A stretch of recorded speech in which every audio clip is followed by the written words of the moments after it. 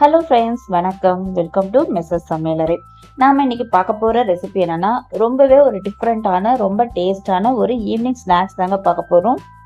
Video பார்க்கறதுக்கு முன்னாடி நம்ம சேனல் இப்போ தான் நீங்கள் ஃபஸ்ட் டைம் வரீங்கன்னா, உங்களுக்கு சேனலை பாருங்கள். உங்களுக்கு பிடிச்சிருந்தா மறக்காமல் சப்ஸ்கிரைப் பண்ணிக்கோங்க. கூடவே வர பெல் பட்டனையும் கிளிக் பண்ணிக்கோங்க. வாங்க இந்த ரெசிபி எப்படி பண்ணுறதுன்னு பார்க்கலாம்.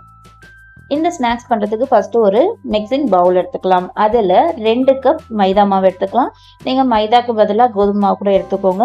இப்போ இது கூடவே 1/4 டீஸ்பூன் உப்பு சேர்த்துட்டு ஒரு வாட்டி நல்லா மிக்ஸ் பண்ணி விட்டுக்கலாம். உப்பு எல்லா இடத்துலையும் படுற மாதிரி மிக்ஸ் பண்ணதுக்கப்புறம் 2 டீஸ்பூன் எண்ணெய் சேர்த்துக்கலாங்க. நார்மலான குக்கிங் ஆயில் தாங்க சேர்த்துருக்கேன். சேர்த்துட்டு இந்த எண்ணெயும் இந்த மாவில் எல்லா இடத்துலையும் படுற மாதிரி நல்லா பிசைஞ்சு விட்டுக்கோங்க. பாருங்க, நல்லாவே நம்ம மிக்ஸ் பண்ணி விட்டாச்சு. இந்த அளவுக்கு மிக்ஸ் பண்ணி விட்டதுக்கு அப்புறமா நம்ம கொஞ்சம் கொஞ்சமா தண்ணி சேர்த்து நல்லா ஒரு சாஃப்டான சப்பாத்தி மாவு பதத்துக்கு நம்ம பிசைஞ்சு எடுத்துக்கலாங்க. நல்லா சாஃப்டா இருக்கணும். எடுத்த உடனே நிறைய தண்ணி சேர்த்துடாதீங்க.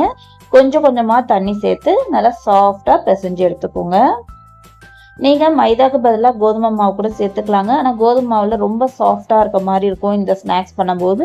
இதுவே நீங்க மைதால செய்யும்போது மேலே நல்லா கிறிஸ்பியா இருக்கும். அதுக்காக தான் நம்ம மைதால செய்யறோங்க. பாருங்க, நான் சாஃப்டா மாவு பிசைஞ்சுட்டு இப்போ மேலே 1 டீஸ்பூன் எண்ணெய் மட்டும் சேர்த்துட்டு, எண்ணெய் இந்த மாவுல எல்லா இடத்துலையும் படுற மாதிரி இந்த மாதிரி நல்லா தடவி விட்டுக்கோங்க. தடவி விட்டுட்டு ஒரு தட்டு போட்டு மூடி இது அப்படியே இருக்கட்டும்.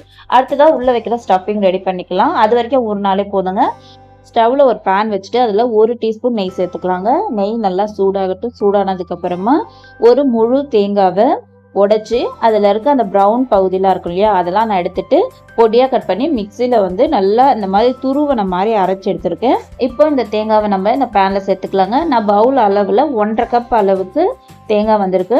இப்போ இதை இந்த பேனில் சேர்த்துட்டு அதில் இருக்க அந்த ஈரப்பதம் இருக்கு இல்லையா, அதெல்லாம் ஓரளவுக்கு போகிற மாதிரி நல்லா நம்ம வதக்கி விட்டுக்கலாம். அந்த ஈரப்பதம்லாம் போயிருந்துச்சுன்னா தான் நம்ம ஒரு 4 நாள் வச்சுருந்தா கூட இது கெட்டு போகாமல் இருக்கும் இந்த ஸ்நாக்ஸு. அந்த ஈரப்பதம்லாம் நல்லா போயிடுச்சுங்க. இப்போ போனதுக்கப்புறமா 1 கப் அளவுக்கு காய்ச்சி ஆற வச்ச பாலை இப்போ சேர்த்துக்கலாம். சேர்த்துட்டு இந்த தேங்காய் இந்த பால்லையும் நல்லா வெந்து வரணுங்க. நமக்கு ஒரு 5லேருந்து ஒரு 7 நிமிஷம் ஆகும். நல்லா வெந்து வருங்க. பாருங்க, இப்போ நல்லா கொதிக்குது. நல்லாவே அந்த பால் வத்தி வரணும். அது வரைக்கும் வச்சுக்கலாம். பாருங்க, இப்பவே நல்லா வத்தி வந்துருக்கு பார்த்தீங்களா. இந்த அளவுக்கு வத்தி வந்ததுக்கு அப்புறம் நம்ம டேஸ்ட்டுக்கு சர்க்கரை சேர்த்துக்கலாம். நான் இன்னைக்கு 1/2 கப் சர்க்கரை எடுத்திருக்கேங்க. இது 1/4 கப்பு, அதனால நான் 2 கப்பா சேர்த்துக்கிறேன். 1/2 கப் சர்க்கரை சேர்த்துட்டு இந்த சர்க்கரை நல்லா கரையணும். இது கூடவே வாசனைக்காக 1/4 டீஸ்பூன் ஏலக்காய் தூளும் சேர்த்துக்கலாம். சேர்த்துட்டு இந்த சர்க்கரையை நல்லா கரையிற அளவுக்கு நம்ம நல்லா மிக்ஸ் பண்ணிக்கலாம். சர்க்கரை கரையும் போது நமக்கு தண்ணி ஆகிற மாதிரி இருக்குங்க. இப்போ இந்த சர்க்கரையும் கரைஞ்சி நல்லா நமக்கு வத்தி வரணும். அதாவது ஸ்டஃபிங் வைக்கிற அளவுக்கு நமக்கு நல்லா வத்தி வரணும். பாருங்க, அந்த ஈரப்பதம்லாம் நல்லாவே ட்ரை ஆகி வந்துடுச்சு.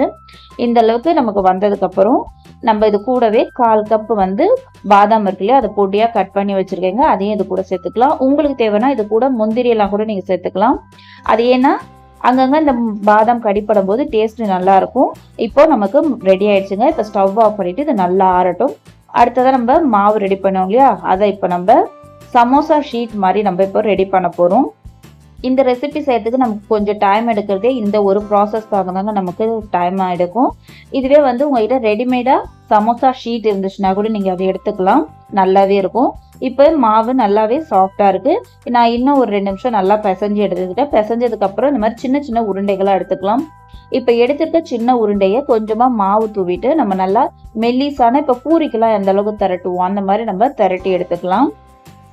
மாவை நல்லா தூவிட்டு இந்த அளவுக்கு திரட்டினாலே போதும். இதே மாதிரி எல்லா மாவையும் நம்ம திரட்டி எடுத்துக்கலாம். அதோட திக்னஸ் பாருங்களேன், நமக்கு பூரிக்கு எந்த அளவுக்கு எடுக்கிறோமோ அதே அளவுக்கு தான் இருக்கும். இப்போ எல்லா சப்பாத்தியும் நம்ம திரட்டி எடுத்ததுக்கு அப்புறம் இப்போ ஒரு லேயர் மட்டும் எடுத்துட்டு அதில் கொஞ்சமாக நெய் தடவிக்கலாங்க. நெய் அந்த சப்பாத்தி ஃபுல்லாகவே பரவுற மாதிரி இந்த மாதிரி தடவி விட்டுக்கோங்க. நல்லா தடவி விட்டதுக்கப்புறம் மேலே கொஞ்சமாக வரமாவு இருக்கு இல்லையா, அதை தூவி விட்டுக்கலாம். தூவி விட்டதுக்கப்புறம் இதுக்கு மேலே இன்னொரு லேயரை நம்ம சேர்த்துக்கலாம். இதே மாதிரி ஒரு 5 சப்பாத்தி வரைக்கும் நம்ம போட்டு லேயர்களை போட்டு ரெடி பண்ணிக்கலாம்.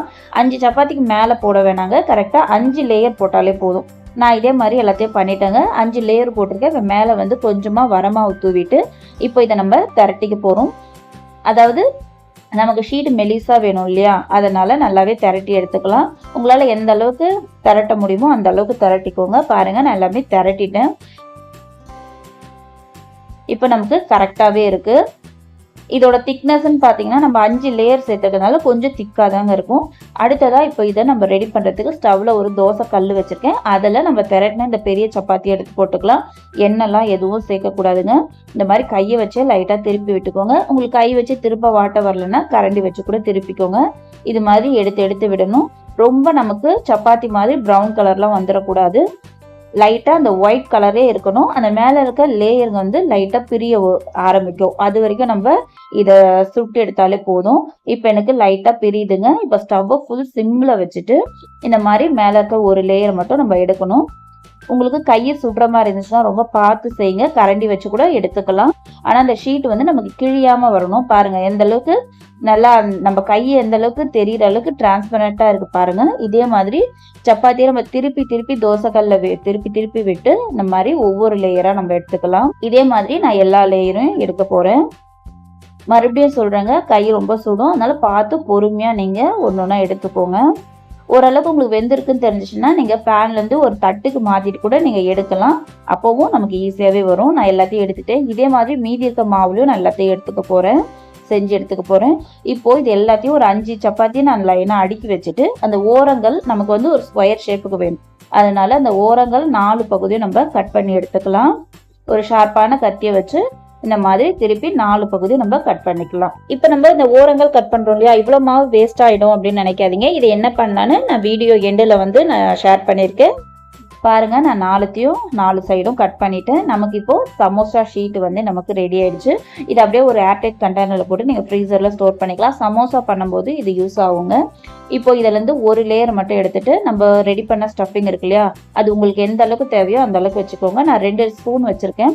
2 ஸ்பூன் வச்சுட்டு அது ஃபஸ்ட்டு ஒரு பக்கத்தில் மடிச்சுக்கலாம். இப்போ நான் மடிக்கிறத கரெக்டாக பார்த்துக்கோங்க. இதே மாதிரி தான் மடிக்கணும்.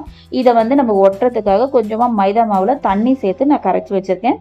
அதை ஓரத்தில் தடவிட்டு நம்ம அப்படியே ஒரு பேக் மாதிரி மடித்து எடுத்துக்கலாம். அந்த லேயர் நமக்கு பிரிஞ்சு வரக்கூடாதுங்க. ஏன்னா இப்போ நம்ம பேனில் போட்டு எடுக்க போகிறோம். அப்போ வந்து நமக்கு பிரிஞ்சு வரக்கூடாது. அந்த மாதிரி நீங்கள் எல்லா பக்கமும் அந்த பேஸ்ட்டை வச்சு ஒட்டிக்கலாம். பாருங்கள், இப்போ ஒரு பேக் மாதிரி ஒட்டி எடுத்துட்டேன். இப்போ நமக்கு ரெடி ஆயிடுச்சு. இதே மாதிரி மீதி இருக்க எல்லா மாவும் நம்ம ரெடி பண்ணிக்கலாம். இதை இப்போ சுட்டு எடுக்கிறதுக்கு ஸ்டவ்வில் ஒரு பேன் வச்சுட்டு அதில் நம்ம இப்போ டீப் ஃப்ரை பண்ண போகிறது இல்லைங்க, ஷாலோ ஃப்ரை தான் பண்ண போகிறோம். அதுக்கு ஒரு 3 டேபிள் ஸ்பூன் அளவுக்கு எண்ணெய் சேர்த்துக்கிட்டிங்கன்னா கரெக்டாக இருக்கும். இப்போ நான் எல்லாமே ரெடி பண்ணியிருக்கேன் பாருங்கள். இப்போ பேனில் எண்ணெய் ஊற்றியாச்சு. எண்ணெய் நல்லா சூடானதுக்கப்புறம் ஸ்டவ்வை ஃபுல் சிம்மில் வச்சுட்டு இந்த பேனுக்கு எத்தனை பேக் பிடிக்குமோ அத்தனை வச்சா போதும். நான் ஒரு 3 மட்டும் வைக்கிறேன். வச்சுட்டு நல்லா அது வந்து பொரியணும்.